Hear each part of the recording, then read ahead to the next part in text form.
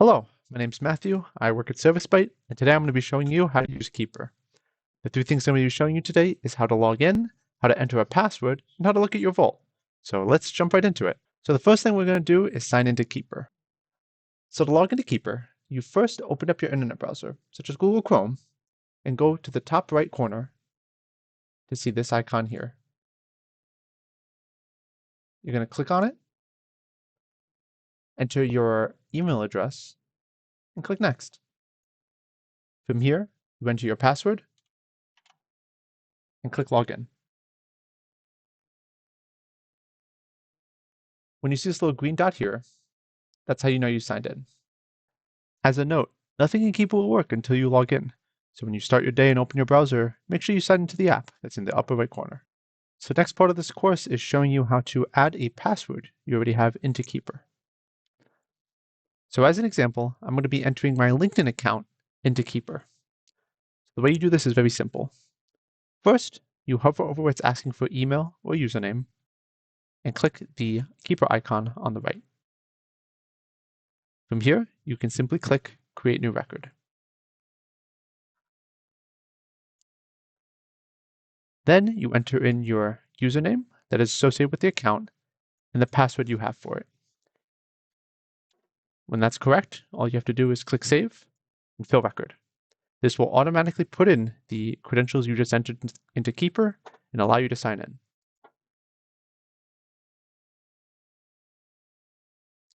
Now, next time you sign into Keeper, all you have to do is click the lock again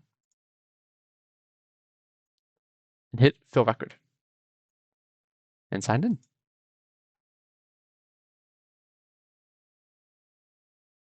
Finally, I'm going to be showing you how to get into your Keeper vault, how to delete records, as well as share them out to other members of your team. To enter your Keeper vault, what you do is you click the Keeper extension in the top right of your browser and go all the way down to open my web vault. This will open up a new tab that will show your Keeper vault inside of it. The first thing I want to show off is how to delete a record. You can do this by clicking the record you want to delete, pressing the three dots on the right side, and scrolling down to the bottom to where it says delete. And once you press OK here, your record will be removed from your vault. The second feature I want to show off is how to share a record.